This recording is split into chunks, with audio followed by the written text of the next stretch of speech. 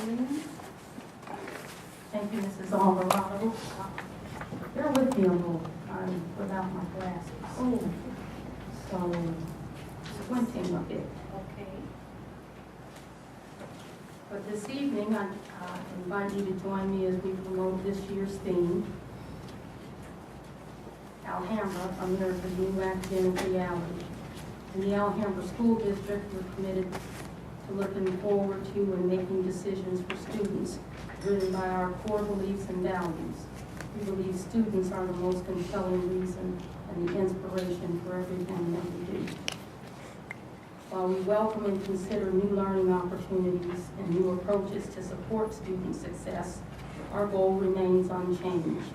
We strive to ensure every child receives a high-quality education by a highly effective teacher in every classroom. In the era of test scores and high-stakes accountability, we will remain focused and intentional as we prepare students to compete and win in the global economy. This year, we will launch 21st century technology in every classroom, continue to lead an award-winning STEM initiative, ensure laser-like focus in math and science as individual and connected disciplines impose the school-to-prison pipeline through innovative programs designed to capture the heart of every child. We believe the 5 Alhambra goals set us apart from the status quo. They promote a solid foundation with a clear roadmap for supporting the necessary processes to align our beliefs with our actions. This evening, I'm pleased to introduce the 2014-15 district goals and new action steps. Goal number 1, all students will reach their highest level of academic achievement as measured by state and federal standards guaranteed through a system of comprehensive support. If you would follow along with the tabbed items, I'd just like to highlight a few of the action steps under goal number 1. Number 1, use disaggregated data to track achievement and measure growth in order to identify and promote areas of need and academic focus by subgroup and student growth targets quarterly. 1.006, continue to define intervention structures and strategies to meet the requirements for students who are not making growth goals or meeting grade level standards. 1.008, monitor the placement review committee at schools and evaluate compliance as mandated by state regulations. 1.027, monitor the redefined role for the Alhambra pilot of real peer evaluators to increase teacher effectiveness. And our goal number 2 creates a focused professional development experience that positively impacts our students' success. Again, if I may call your attention to the tabbed items, a few of the action steps under goal number 2 include 2.002, provide second-year teachers with 2 days of staff development to improve classroom effectiveness. 2.003, provide training for all district employees on the use of smart boards, iPads, Galileo, School Fusion, Synergy Gradebook, email, and the acceptable use policy. 2.011, provide a 3-day orientation and staff development for teachers new to the district, inclusive of the district curricula and real observation instruments. 2.013, provide a minimum of 4 staff development sessions for instructional assistants at every school. 2.026, build a district culture based on valuing, respecting, and appreciating the cultural and economic differences of our community. And moving along to goal number 3, maintain a safe and positive environment that ensures a culture of success. Again, items that are tabbed include 3.001, interview, screen, and provide a training seminar to ensure quality performance of our guest teachers. 3.004, revise and monitor the school and district site safety plans to meet state requirements and ensure a safe campus for students and staff. And then we get to goal number 4, see what the highlighted areas that I'd like for you to pay attention to on goal number 4. 4.007, host the district annual Empowering Parents Partners Conference and Community Expo to increase parent and community involvement. 4.031, publish Money Matters newsletter to inform community about how Hanover's responsible fiscal practices. 4.054, continue engineering is elementary, design squad, engineering adventures, and MESA clubs at each site in grades 2 through 8 to connect content to real-life application and inspire students to pursue STEM careers in the future.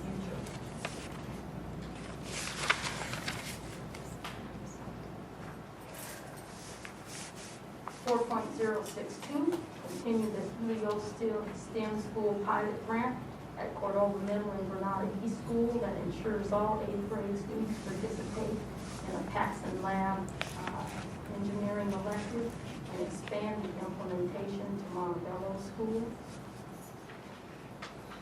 And that is at our district's expense. 4.66, implement the superintendent's Zero to Hero Club to extirpate school prison pipeline. And pull it up by its reach. And then goal 4.067, implement the Courageous Champions program to capture at-risk students and extinguish inappropriate behavior while building leadership skills in our students. And that takes us on to goal number 5, maintain accountability and stability through effective business and managerial practices.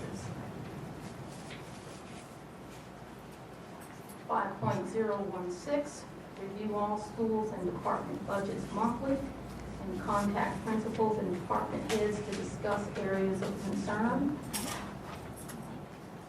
5.017, conduct interior and exterior on-site inspections to ensure that all schools and grounds are cleaned and maintained properly. 5.030, execute the rollout of the capital override inclusive of the new comprehensive computer management system, implement the capital override plan to enhance student technology, student transportation, and facilities. And 5.032, implement the new barcode inventory system. The booklet contains many action steps so that you can see our school year will be comprehensive. In closing, I am a product of the public school system. Many in this room are examples of education's outcome. We're obligated to ensure every child has an opportunity to rise to the world's most sought-after concept, the American dream. When everyone on our team stands together and works together in common purpose, every child crossing the threshold into our Amherst new academic reality will join hands and celebrate success. Subject to your questions, this ends the action step introduction. Questions? I was just saying, very pleased for work to do the what we can make these happen. Thank you. I'm also very pleased, and I know that we have been working many years. We're working as a team, and the teams are goals and objectives that have been thought out very carefully, and they're very thorough. I really am looking forward to that American dream that we're looking for. And I want to thank Dr. Williams and the staff, because I know you're working very hard to reach those goals. Thank you. What about the comment? I was at the meeting this morning, and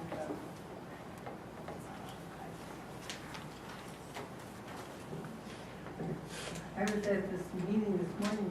Dr. Williams was the most popular person there. Everyone came to talk to her, to congratulate her, and to have her help them any way that they can personally there. She is a very popular superintendent. And it's thanks to all the efforts that all the people out here are doing, because it couldn't happen if she didn't have wonderful people that are working here, the most outstanding ones. So many people I've heard talk about other districts, they say nothing compares to this one. Thank you, Mrs. Cole. Thank you. Dr. Williams? Okay. Tonight's second presentation will highlight student academic performance results for the Arizona Instrument to Measure Standards, better known as AIMS, administered in grades 3 through 8, and the Stanford Achievement Test, administered in grades 1 and 2. This year's data will highlight academic strengths and identify areas of focus for the upcoming school year. Welcome to the table, Assistant Superintendent of Academic Services, Mara Wayland. Mara? Thank you. Good evening, members of the board and Dr. Williams. Tonight I will share a compilation of our spring 2014 state assessment results. Our data provides us with areas to celebrate and also has been utilized to identify specific target areas of growth in which we will use to establish an intentional instructional focus for this year as we transition to a new era of outcome assessment. We have prepared a variety of snapshots for you to view the achievement results from last year, and in order to assist you in navigating the amount of information we've provided tabs for your reference. Our grade 1 and 2 students participated in the SAP 10 Normed Reference Assessment. If you flip to tab 1, these pages display the growth comparisons that occurred between spring 2013 and 2014 by grade and subject. We report the NCE because it is a consistent indicator between various groups and years as it places students on an equal interval scale. It's a percentile score, but it takes out the variable curve of students that take the test in different years. Therefore, any score higher than the previous year reflects growth. Our district reading results show a gain of 1.1 NCE in grade 1, and we were primarily stable in grade 2 with a 0.4 decline. Our math scores showed a 1.8 NCE increase in grade 1 and a -0.3 decrease in grade 2. We were very pleased to see the increase in grade 1 as our teachers have embraced and become comfortable instructing our investigations program. District language scores were stable in grade 2 with -0.1 NCE in grade 1 and -1.2 in grade 2. The sites have already analyzed their results, and they recognize the need for a continued focus of rigor that has to even occur in the primary grades to adjust to the necessary shifts required by the Arizona College and Career Ready standards. Tab 2 reflects the same information. It's just presented by grade and site with all the content areas in one snapshot. Okay. Should there be anything on the screen other than what's on there? Yeah, we always present it in the book because there's so much information. Somewhere to ask. Yes.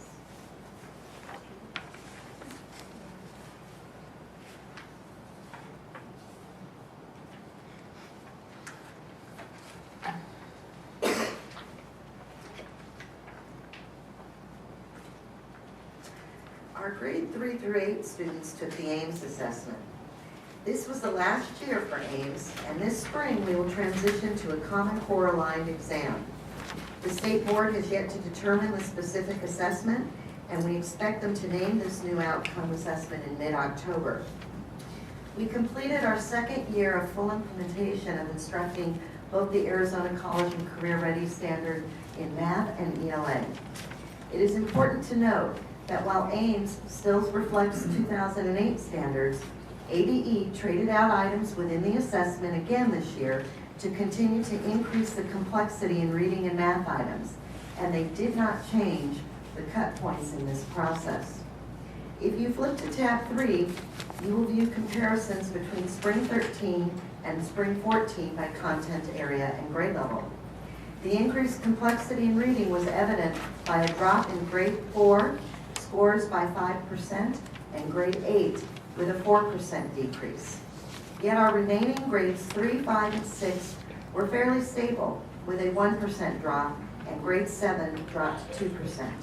We will need to adjust our instruction to meet the intent of the depth of the standards to hit the targeted increased rigor and integration of skills in the upcoming assessment. It was our second year implementing the Arizona Common Core Math standards, utilizing the investigations and connected math programs. As we continued to adjust, we viewed inconsistent success within our grade levels. Grade 3 was up 3%, and grade 4 was up 4%. Yet, grades 4 and 5 dipped. I believe this was partly due to the number of 2008 GAP standards still assessed in these grades, and it was difficult for our teachers to meet the varied needs of both sets of standards. In addition, grade 7 dipped. This grade level was hit hard with staffing, and I will share that backup plans have been put into place this year to minimize the impact that occurred in instruction. Grade 8 remained virtually stable with a -1 result. We also report the grade 4 and 8 science AIMS scores. Although this content area is not part of either federal or state accountability, we are very much aware that strong instruction in science is critical in preparing our students for future in terms of college and career readiness. In addition, legislation has passed that will incorporate this content into the accountability formula this year. Yet we do not expect to know just how till about December or January. Although still not at the overall levels we wish to see, we remain virtually stable, whereas the state was stable in grade 4 and actually dropped 4% in grade 8. So we exceeded the pace of the state in grade 8. I will give you some time to peruse the tab under tab 4. This is the same information, just provided in a different view with all subjects by grade in one snapshot.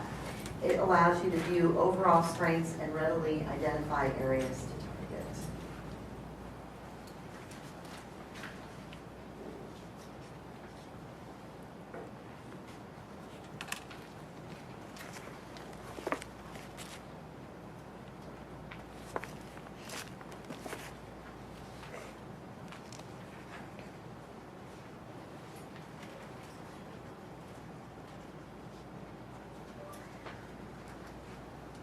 With the ever-changing target in regards to meeting standards that's taken place in the last 2 years and the dual accountability system, we felt it was critical to report a measure that shows the growth of our students. While students don't always meet the cut point, tab 5 is a new chart that shows the number of sites and growth that occurred by grade level that utilizes categorical growth analysis. This employs an established common statistical test called the repeated measure t-test to evaluate whether the difference between observed growth and expected growth is significant for the group of students from a growth expectation. It works first as the relative group of students is identified, observed growth is calculated for each student, and then the expected growth for the time between the two assessments is determined. A classification of expected growth exceeded indicates that observed growth was higher, significantly higher than expected growth.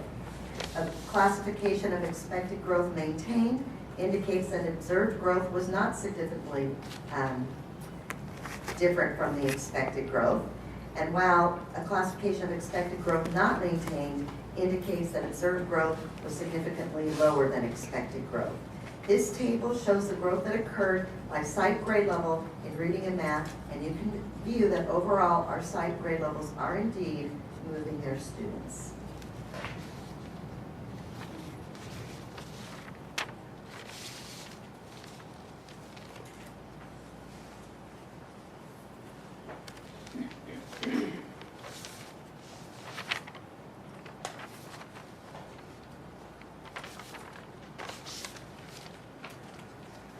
So,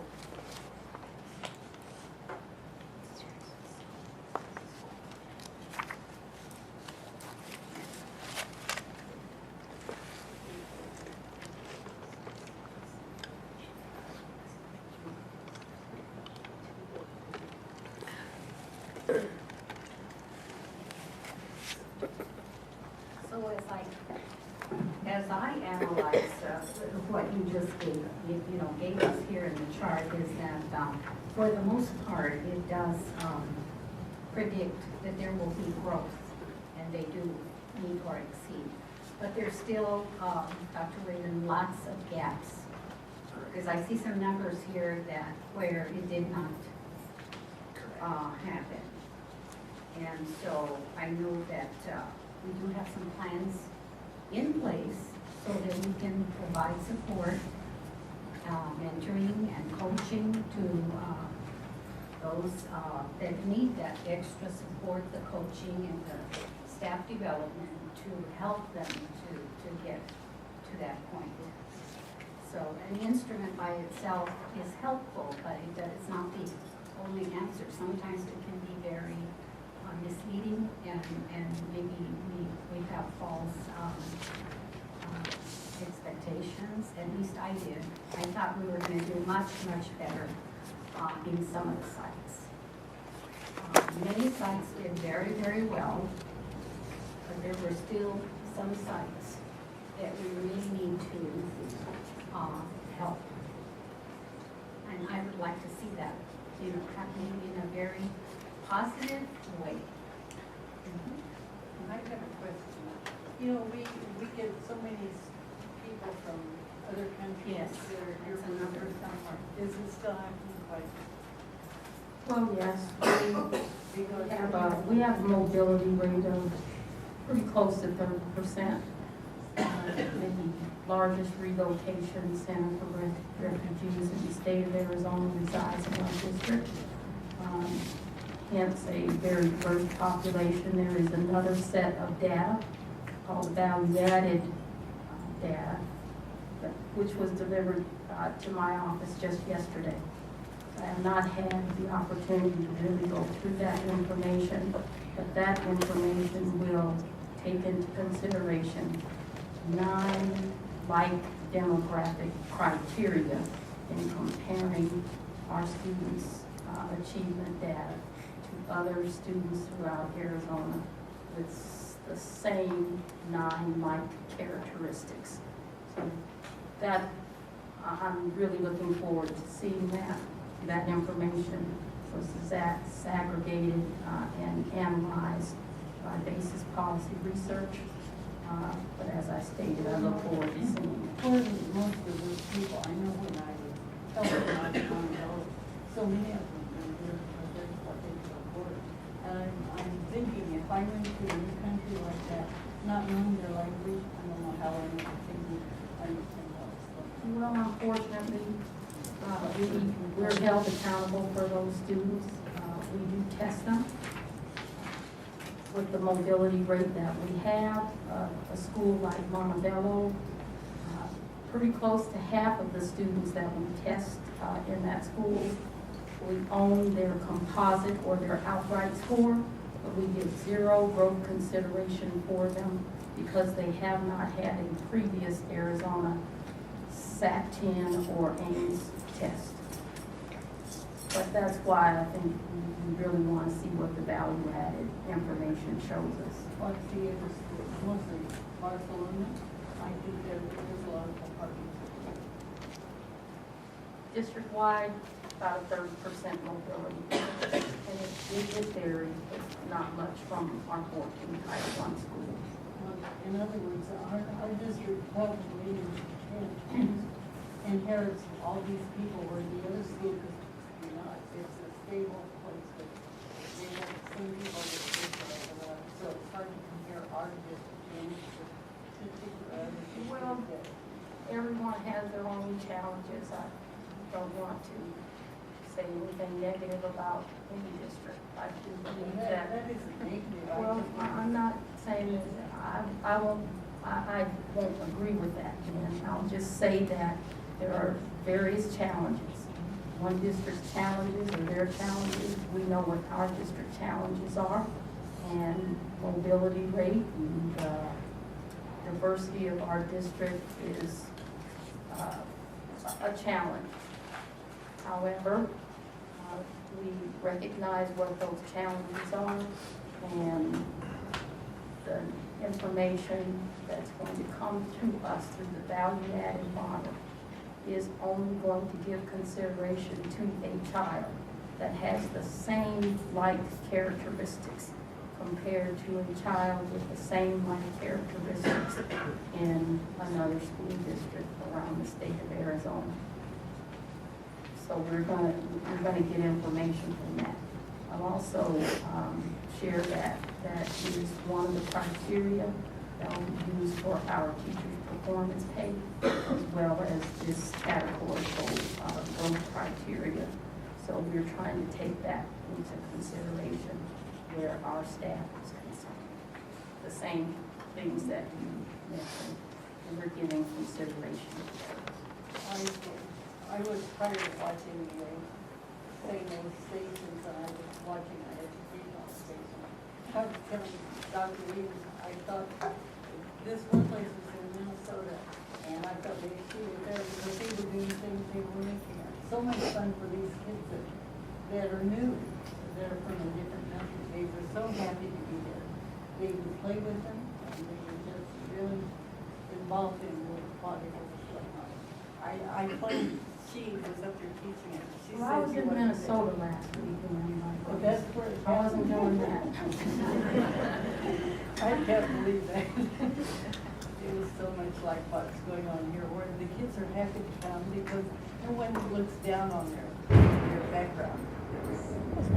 I'm gonna go on because it looks like it's going to. That's my cue to go on to tab 6. We always like to include a comparison of our performance in relationship to our neighboring districts. Tab 6 includes this information. It shows you the percent of students who met and exceeded the standard as compared to our neighbors. We do wish to point out that these results include all students.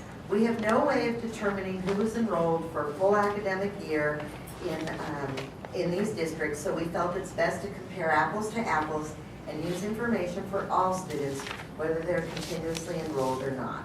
Therefore, if you note a difference in the scores listed on this page, that is why. It also includes self-contained students who took the AEMS assessment. There are 140 score indicators listed. Alhambra outperformed or equaled our surrounding districts approximately 76% of the time. I want to point out that the landscape is very different today. And please note, we've been preparing for a long-term outcome. AEMS is behind us. We continue to stay the course, preparing our students for the readiness skills that are necessary for success in the future. This is evident in comparing our science scores and AQT results, where we test and pass more students than any other feeder district into Phoenix Union, and we are on the path of instructing all students in algebra. These are critical areas that our students will need to demonstrate proficiency in order to be prepared for the future. Overall, we had individual sites and grade levels that showed growth last year, but we are indeed planned and focused on targeted areas to solve the deficiencies and address the different needs and increase rigor for success. That is what defines this new era that will assess the Arizona College and Career Ready standards. Through our data analysis, we have identified teachers and sites that need support in improving instruction to meet the new expectation of outcomes. They're different. We are indeed, as you said, Mari, we're committed to providing the necessary support to assist and ensure success so that our students achieve and are ready for the next step on their path to college and career readiness. Any additional questions?